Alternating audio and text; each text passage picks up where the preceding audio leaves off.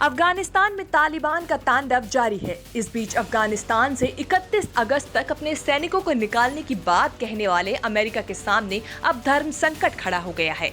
एक तरफ अमेरिकी राष्ट्रपति जो बाइडेन ने संकेत दिए हैं कि अगर जरूरत पड़ी तो वो इस समय सीमा को बढ़ाने पर विचार कर सकते हैं, तो वहीं अब तालिबान ने साफ कर दिया है कि अमेरिकी सेना को तय वक्त में ही वापस जाना होगा। अब अमेरिका के सामने ये मुश्किल है कि वो तालिबान की धमकी से रुक जाएगा या फिर अपने मित्र देशों की सलाह मानेगा। जो बाइडेन के सामने सबसे बड़ा संकट यही है कि G7 देशों के दबाव में अगर वो काबुल में अपनी सैनिकों को रोकते हैं तो काबुल एयरपोर्ट पर तालिबान की चुनौती का सामना करना पड़ सकता है। अमेरिकी राष्ट्रपति जो बाइडेन की ओर से बयान दिया गया है कि 31 अगस्त तक उनकी कोशिश है सभी अमेरिकी सैनिकों को बाहर निकाल लिया जाए। लेकिन इन दावों के बीच ब्रिटिश प्रधानमंत्री बोरिस जॉनसन ने कहा है कि वो अमेरिका से अपील करेंगे कि लंबे वक्त तक सैनिकों को काबुल में ही रखा जाए।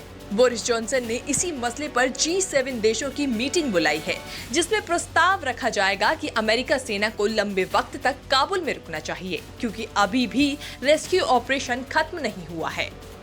अमेरिकी प्रशासन ने पहले 11 सितंबर तक सभी सैनिकों को वापस बुलाने की बात कही थी। उसके बाद इस डेडलाइन को 31 अगस्त तक कर दिया गया था। तालिबान के बढ़ते कब्जे के बीच अमेरिका 31 अगस्त तक अपना रेस्क्यू मिशन पूरा करने के लिए तैयार है। हालांकि जो बाइडेन ने बीते रविवार को कहा है कि अगर जरूरत पड़ती है तो डेडलाइन बढ़ाई भी जा सकती है, लेकिन इससे इतर दुनिया में हो रही आलोचना के बीच जो बाइडेन ने साफ किया है कि तय समय सीमा में अपने सैनिकों को वापस बुलाने का फैसला बिल्कुल सही है। तालिबान की ओर से साफ किया गया है कि अमेरिका को 31 अगस्त तक अपनी सेना को वापस बुलाना ही होगा। 31 अगस्त के बाद अगर अमेरिकी सेना रुकती है तो उसे खामियाजा भुगतना होगा। तालिबान पहले सभी देशों से अच्छे संबंधों की वकालत करता रहा है, लेकिन अमेरिका के मामले में उसने कड़ा रुख अपनाया है। जानकारी के मुताबिक काबुल में इस वक्त अमेरिका के 6000 से ज्यादा सैनिक हैं, जबकि ब्रिटेन के 1000 से ज्यादा सैनिक मौजूद हैं।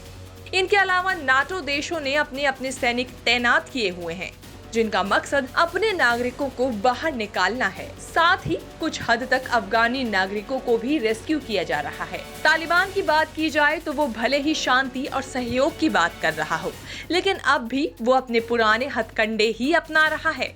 अभी तालिबान पर भरोसा करना संभव नहीं है, क्योंकि एक आतंकी संगठन इस तरह से एकदम सही रास्ते पर चलने लगेगा ये मुमकिन नहीं लगता, क्योंकि वहाँ अब भी खून खराबा ही चल रहा है।